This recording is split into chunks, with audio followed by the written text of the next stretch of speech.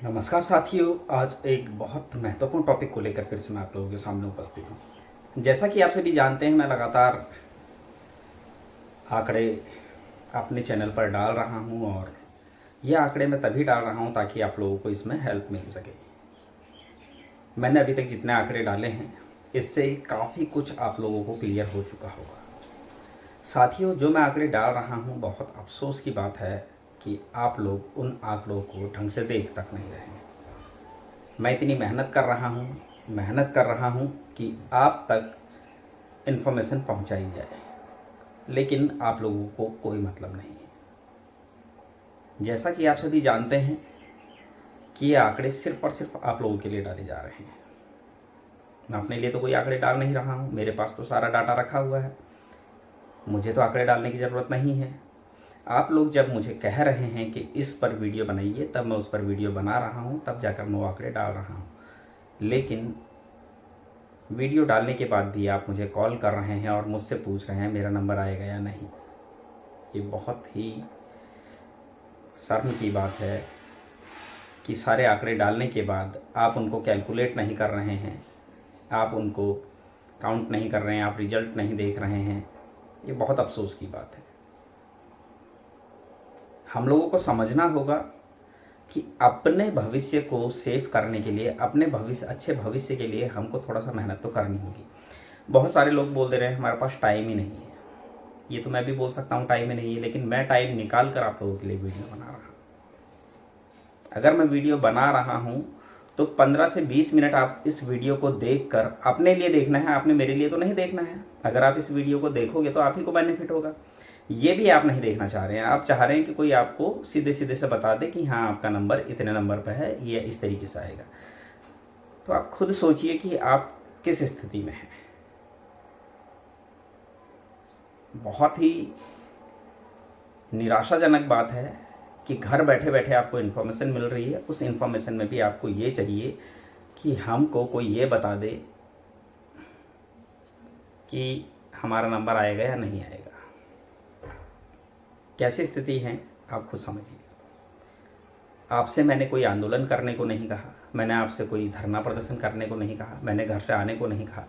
मैं जिस वीडियो को बना रहा हूँ, जिसके लिए मैं अपना टाइम बर्बाद कर रहा हूँ, अपने पैसे बर्बाद कर रहा हूँ, उस वीडियो को आपने शांति से बैठकर देखना है, नोट करना है और उसके बाद कैलकुलेशन करनी है।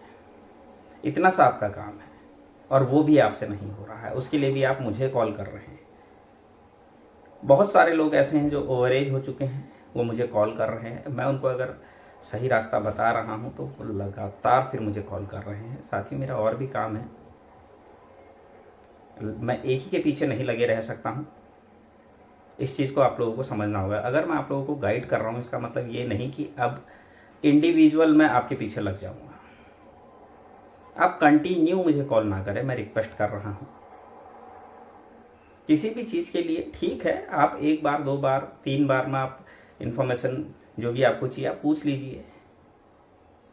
मैंने कभी किसी को मना नहीं किया। आप 10 बार भी कॉल कर रहे हैं तो मैं उठाने की कोशिश करता हूँ, लेकिन अननेसेसरी परेशान करना बेकार है।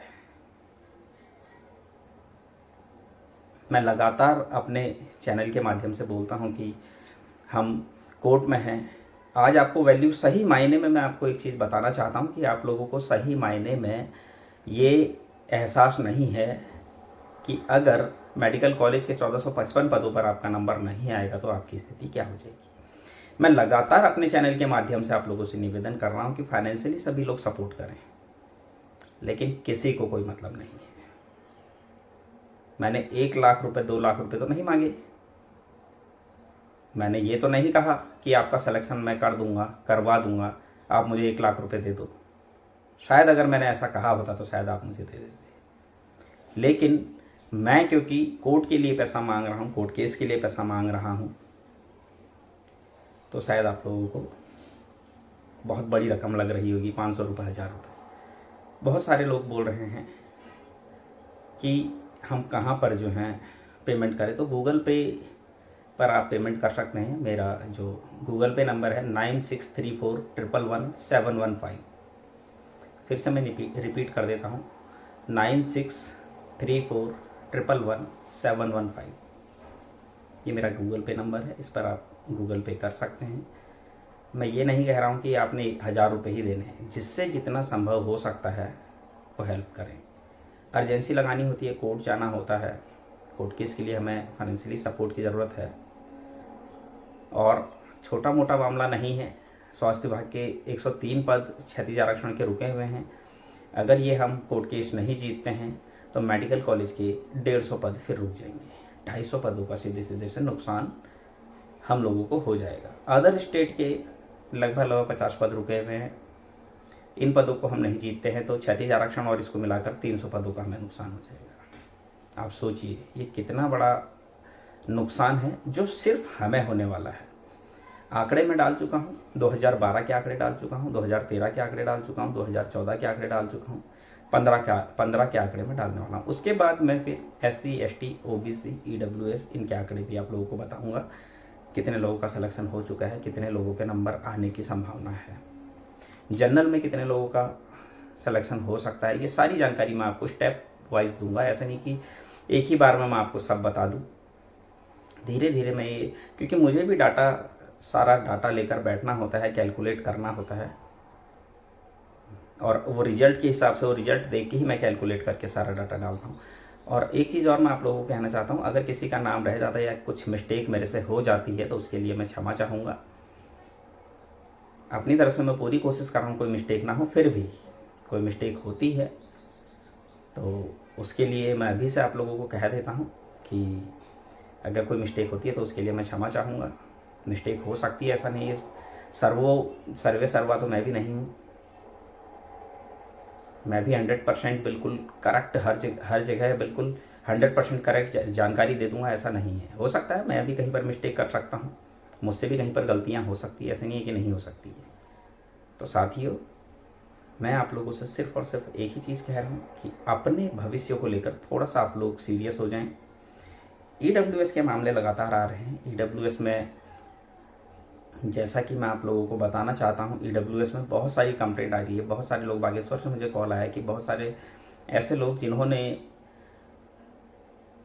फर्जी EWS बनाया है, उनके बच्चे हैं, उसके बाद उन्होंने मायके पक्ष अपने आप को अनमैरिड दिखाकर EWS बनाया। तो मैं, जिन्होंने अपने आप को अनमैरिड दिखाकर मायके पक्ष से EWS बनाया है और उनके बच्चे हैं, मैं सिर्फ और सिर्फ यही कहूँगा, अगर उन लोगों की कंप्लेंट करनी है तो वहाँ के जिला अधिकारी महोदय से आप कंप्लेंट करें, वहाँ के CMO सर से या CMO मैम जो भी हैं वहाँ पर, उनसे आप कंप्लेंट करें। और मैं आपको एक चीज़ और बिल्कुल क्लियर करना चाहता हूँ, अगर आप लोग अपने हक के लिए आगे आएंगे और ऐसे लोगों के खिलाफ कार्रवाई करेंगे जो फर्जी तरीके से इस भर्ती प्रक्रिया में सम्मिलित हुए हैं और उनका चयन हो गया है, निश्चित तौर पर वो बाहर होंगे। 2 साल का प्रोविजनल पीरियड है और हमें कोशिश करनी चाहिए कि जो फ्रॉड करके 420 करके इस भर्ती में गया है, 420 का केस उस पर चलना चाहिए और वो स्वास्थ्य विभाग की भर्ती प्रक्रिया से बाहर होना चाहिए और मेडिकल कॉलेज के पदों से भी उनको बाहर करा जाना चाहिए। ऐसे लोगों के ऊपर सरकार को 420 का, विभाग को 420 का केस लगाना चाहिए। और एक चीज़ और मैं आप लोगों को कहना चाहूँ, विभाग को भी आप कंप्लेंट करें, विभाग भी इसमें कार्रवाई करेगा। और उसके बाद जब कंप्लेंट कर देते हैं, उसके बाद माननीय उच्च न्यायालय के दरवाजे आप लोगों के लिए खुले हैं, आप माननीय उच्च न्यायालय में जा सकते हैं ऐसे लोगों के खिलाफ। लेकिन ऐसे लोगों को बेनकाब करना बहुत ज़रूरी है जो गलत तरीके से इस भर्ती प्रक्रिया में सम्मिलित हुए हैं, गलत तरीके से लोगों का हक छीन रहे हैं। उम्मीद करता हूँ आपको मेरी ये जानकारी पसंद आई होगी। उम्मीद करता हूँ जितना भी मैं डाटा डाल रहा हूँ उनको आप बहुत बारीकी से देखेंगे, कैलकुलेट करेंगे और समझेंगे। आगे भी मैं इसी तरह की जानकारी आप लोगों के लिए लेके आता रहूँगा। तब तक के लिए धन्यवाद।